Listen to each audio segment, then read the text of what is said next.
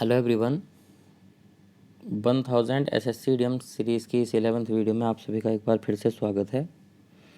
मैं आपका दोस्त अनमोल लेकर के आया हूँ आपके लिए इडियम्स का ये 11th पार्ट, जिसमें हम कवर करेंगे 501 से 550 तक की इडियम्स। ठीक है, तो चलिए स्टार्ट करते हैं इस वीडियो को।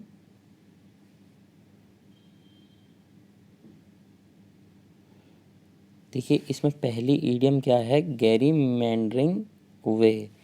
इसमें जो गैरीमैंडरिंग वर्ड है ये क्या होता है कि जैसे आपने इंडिया में देखा होगा, कोई सा भी चुनाव हो, कोई सा भी इलेक्शन हो, उसमें इलेक्शन से पहले की रात या एक दो रात पहले का जो मैटर होता है वो बहुत ज़्यादा इम्पोर्टेंट होता है। ऐसे बोलते हैं ना कि रात रात में इलेक्शन पलट जाता है। ठीक है, तो वो इलेक्शन पलटने का जो मैटर होता है वो क्या होता है, गैरीमैंडरिंग वे। तो आप इसको वहीं से रिलेट करके याद कीजिए, जालसाजी करना। ठीक है, उसके बाद आता है ये हमारा beside the mark. Beside the mark क्या होता है, देखिए बी साइड का मतलब होता है पास में होना, कोई चीज़ बिल्कुल वहीं ना होना, उसके आसपास होना। और मार्क क्या होता है, मुद्दा। तो बी साइड द मार्क क्या होना, मुद्दे के आसपास होना बट मुद्दे पर नहीं होना। तो ये क्या हो जाएगा, मुद्दे से हटकर। ठीक है, उसके बाद आता है हमारा give a wide berth to. अभी इसमें देखिए वाइड वर्ड तो होता है जिसको बोलते हैं हम चौड़ा, है ना, क्योंकि वो बहुत वाइड है। और बर्थ होता है जो कि ट्रेन में सीट होती है। क्या होती है, ट्रेन में जो सीट होती है। अब इसको आप ऐसे याद करिए कि जैसे ट्रेन में आप बैठे हैं और एक सीट आपके पास है। अब कोई व्यक्ति आपसे आकर के बोलता है जनरल के डिब्बे में कि यार थोड़ी सीट मुझे भी दे दो, तो आप उसको चौड़ी से चौड़ी करके सीट देंगे, बिल्कुल एक कोने में हो जाएंगी, जाओ उधर बैठ जाओ। क्यों उधर क्यों बैठ जाओ, जिससे वो आपके आसपास ना बैठे, आप उससे थोड़ा दूर रहें। तो वाइड बर्थ उसको चौड़ी सीट क्यों देंगे, थोड़ा दूर क्यों बैठाएंगे, जब हमें उससे दूर रहना होगा। ठीक है, उसके बाद ये ईडियम है, ये मैं आपको पहले भी 2-3 बार वीडियो में आ चुका है, ब्रिंग डाउन द हाउस। इसको आप वहाँ से देख लीजिएगा, इसका मीनिंग क्या होता है, वाहवाही पाना। ठीक है, उसके बाद आता है ये डाउन द डम्प्स। डम्प्स का जो सीधे सीधे मीनिंग होता है वह होता है उदास होना।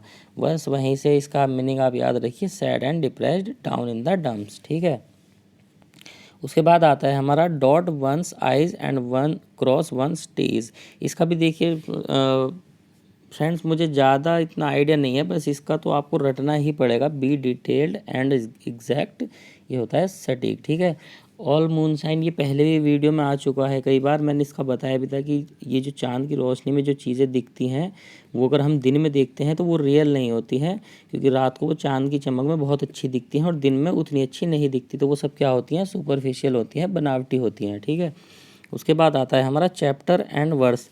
देखिए चैप्टर जो होता है वो तो अध्याय होता है, और वर्स होती है उसके अंदर अध्याय में जो पोयम लिखी हुई है, जो कविता लिखी हुई है। ठीक है, तो चैप्टर एंड वर्स का क्या हो जाएगा ये, कि अध्याय भी पता होना बुक के अंदर कौन सा अध्याय, और अध्याय के अंदर पोयम भी पता होना। तो हमें इसका क्या मीनिंग मिलता है कि प्रोवाइड माइन्यूट डिटेल्स, पूरी जानकारी देना या पूरी जानकारी होना। ठीक है, उसके बाद आता है हमारा स्वान सॉन्ग।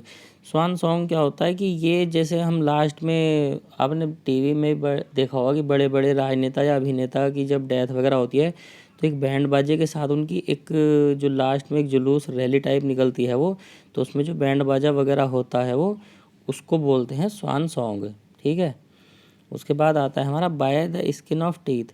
अब स्किन ऑफ टीथ को आप ऐसे ही याद रखिए कि हमारे जो दांत होते हैं उनके बीच में आपने देखा होगा बहुत छोटा छोटा एक गैप होता है। ठीक है, दांत की स्किन के बीच में बहुत छोटा छोटा एक गैप होता है। तो इसमें क्या आएगा, ये बाय द नैरोएस्ट मार्जिन, बहुत कम अंतर से। ठीक है, उसके बाद आता है हमारा डॉग इन ए मैंगर।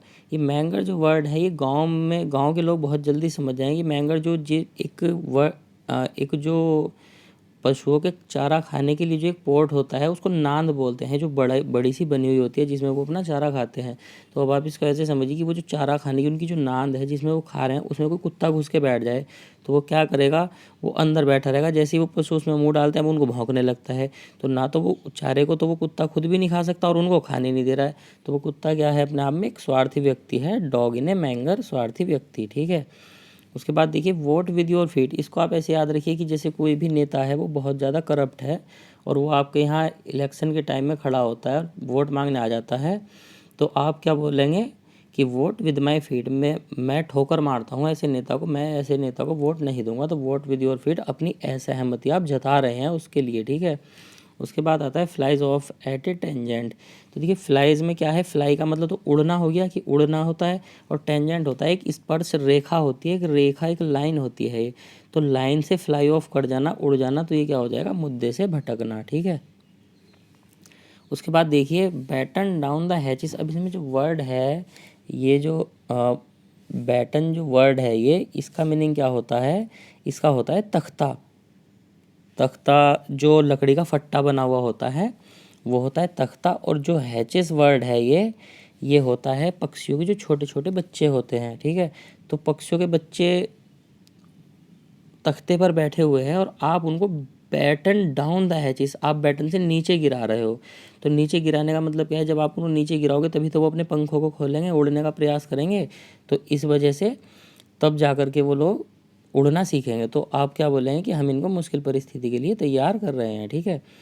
उसके बाद देखिए nail one's colours to the mast.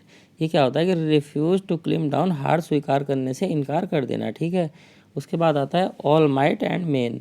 Might का मतलब होता है ताकत और मेन का मतलब होता है मुख्य ताकत, अपनी पूरी ताकत के साथ कोई काम करना। तो ये क्या हो जाएगा, विद फुल फोर्स, पूरी ताकत के साथ। ठीक है। उसके बाद आता है रेड हेरिंग। रेड हेरिंग होता है ध्यान भटकाने वाली चीज़। मैं एक मूवी का एग्जांपल आपको देता हूँ, नाम मुझे ध्यान नहीं आ रहा, कि उसमें तुषार कपूर होता है।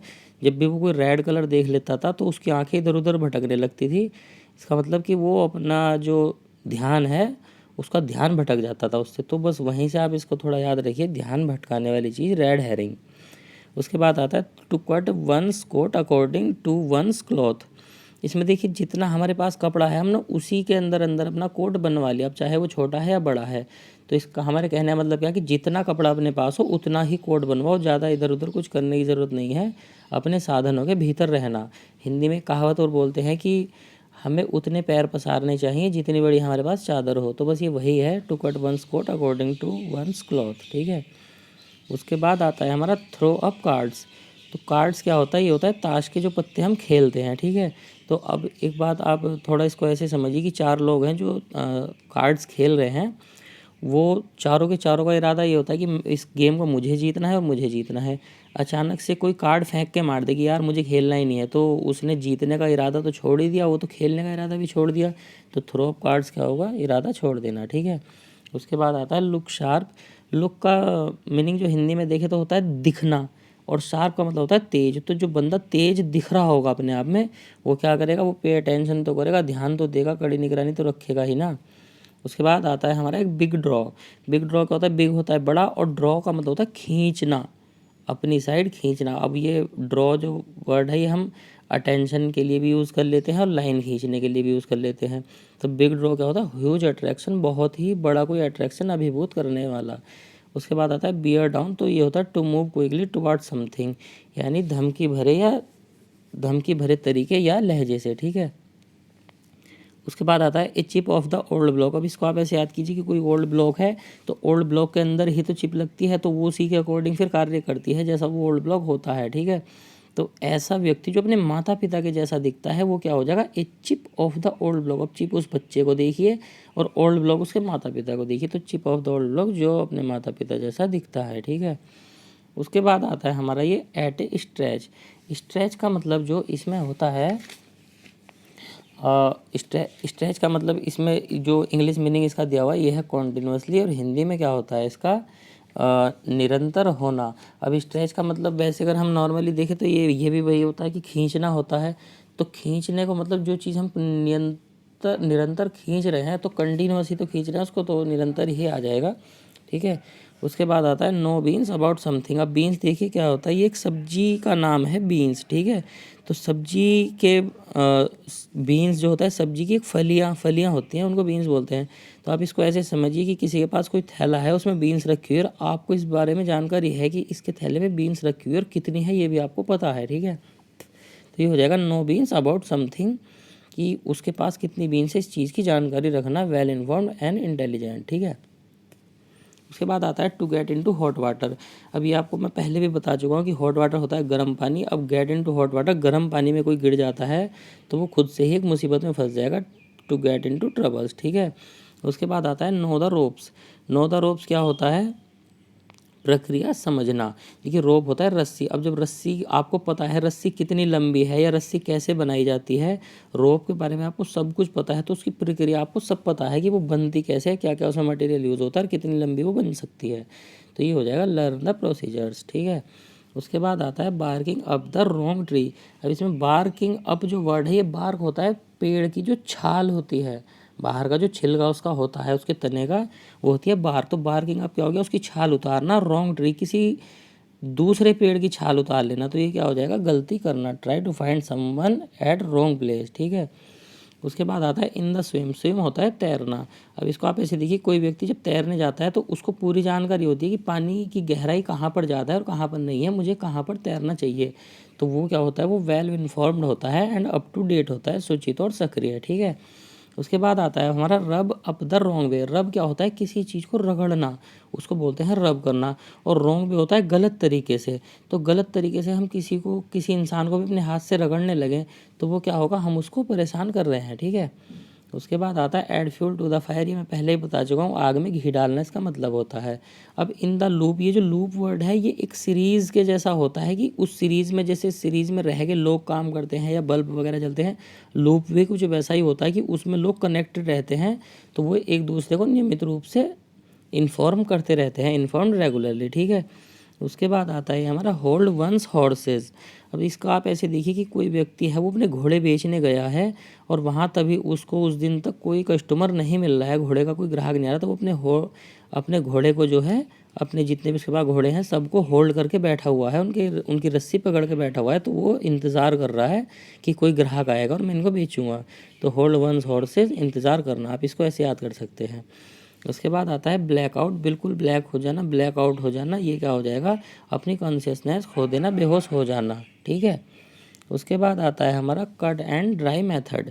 कट एंड ड्राई मेथड का क्या होगा कि देखिए इसका कट को, तो कट क्या होता है, काटना, और ड्राई होता है सूखा कर देना। तो जो सामने वाले व्यक्ति को हम कभी काटेंगे भी नहीं और उसको सूखा भी नहीं छोड़ेंगे। तो ये हमारा जो गुण है, ये हमारा क्या है कि हम बहुत ज़्यादा ईमानदार हैं। ठीक है, उसके बाद आता है back to the drawing board.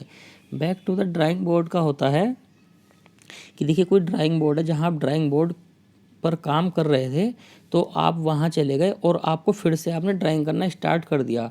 उसको सारे को, जो भी लिखा हुआ था उसको सारे को साफ़ किया और फिर से काम स्टार्ट कर दिया। तो ये क्या होगा, plan it all over again, शुरुआत से योजना बनाना। ठीक है, उसके बाद देखिए आप in the air. In the air का, एयर क्या होती है, हवा होती है, और हवा में क्या होता है, वातावरण होता है, हमारा एनवायरनमेंट जो होता है। तो वातावरण में कोई चीज़ का होना, इसका मतलब क्या है कि चर्चा में होना। ठीक है, उसके बाद देखिए on the same page. On the same page होता है सहमत होना। सहमत होना क्या होता है कि दो व्यक्ति एक ही पेज पर बात कर रहे हैं, तो दोनों जब सेम पेज पर बात कर रहे हैं तो दोनों आपस में सहमत है तभी तो कर रहे हैं। ठीक है, तो ऑन द सेम पेज, सहमत होना, things in a similar way. ठीक है, उसके बाद देखिए पुल नो पंच। पुल, वैसे पंच का तो हिंदी मीनिंग जो होता है वो तो मुक्का मारना ही होता है, बट ये है पुल नो पंच, मुक्का न मारना, बस साफ साफ बोल देना जो भी है। पुल नो पंच, स्पीक फ्रैंकली, स्पष्ट बोलना। ठीक है, उसके बाद आता है आर्म चेयर क्रिटिक। ये आपने देखा होगा कि कुछ व्यक्ति ऐसे होते हैं कि जैसे वो, उनको बस बोलने की आदत होती है, नए नए सुझाव देने की आदत होती है, खुद के पास उनका खुद का कोई एक्सपीरियंस नहीं होता, बस दूसरा व्यक्ति जब वो काम करता है तो उसको नए से नए सुझाव देते रहते हैं। तो ये क्या हो जाएगा, वो लोग होंगे आर्म चेयर क्रिटिक। ठीक है, उसके बाद आता है हमारा ये स्टैंड होल्ड योर ग्राउंड। अब देखिए होल्ड योर ग्राउंड का मतलब क्या होता है, ग्राउंड एक तरह से हमारे बेस का काम करता है, हमारे जो आधार है उसको हम ग्राउंड कह सकते हैं। तो स्टैंड होल्ड योर ग्राउंड का मतलब हो जाएगा अपने आधार पर अड़े रहना। ठीक है, जो हम जहाँ हम एक बार खड़े हो गए उसी चीज़ पर अड़े रहना अपने ग्राउंड पर। तो ये क्या हो जाएगा, रिफ्यूज़ टू यील्ड, झुकने से मना कर देना, अपने ग्राउंड पर अड़े रहना। ठीक है, उसके बाद आता है पुट योर फीट डाउन। तो इसका मतलब मैंने पहले भी बताया था, रामायण वाला एग्जाम्पल दिखाया था कि पुट योर फीट डाउन, उसमें अंगद ने जो अपना पैर धरती पर पुट योर फीट डाउन किया था, वो जमाया था।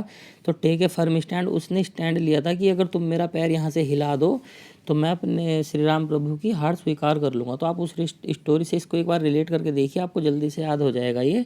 पुट योर फीट डाउन, दृढ़तापूर्वक विरोध करना, या टेक ए फर्म स्टैंड। ठीक है, उसके बाद आता है टू कट द गोर्जियन नोट। अब ये गोर्जियन जो वर्ड होता है इसका हिंदी में मीनिंग होता है जटिल, बहुत बुरी, मतलब बहुत ज़्यादा जटिल होना, और नोट होता है गांठ। जो गांठ बहुत बुरी तरह से उलझी हुई है उसको आप खोल तो पाओगे नहीं, तो फिर उसको काटना पड़ेगा। तो जब आप काट देंगे तो वो क्या होगा कि जो गांठ लगी थी वो खुल जाएगी, तो वो जो कठिन समस्या थी वो सुलझ जाएगी, ठीक है। उसके बाद आता है टू द लेटर। अब लेटर जो होता है ये देखिए बहुत ज़्यादा इंपॉर्टेंट होता है, क्योंकि हम इसमें जो एड्रेस लिखते हैं वो बहुत ज़्यादा हमें ध्यान से भरना होता है, कि ऐसा नहीं होता कि एड्रेस में हम थोड़ा सा भी अगर कुछ इधर उधर लिख दें तो वो लेटर किसी दूसरे एड्रेस पर जा सकता है। तो इसलिए प्रत्येक विवरण का पालन करना, paying attention to every detail. Letter में जो एवरी डिटेल हमको भरनी है एड्रेस को लेकर के, वो बहुत अटेंशन के साथ भरनी है, ठीक है। उसके बाद आता है टू कार्व आउट ए नीश। अब देखिए इसमें नीश जो होता है, एक दीवार में आपने, पहले आप लोग घूमने जाते हो तो पुराने जो महल वगैरह बने होते हैं तो उसमें क्या है कि राजा महाराजा एक आला बनवा कर रखते थे, एक ट्रायंगुलर टाइप दीवारों के बीच में, जिसमें रख के वो दिया जलाते थे, तो उसको बोलते हैं नीश, ठीक है।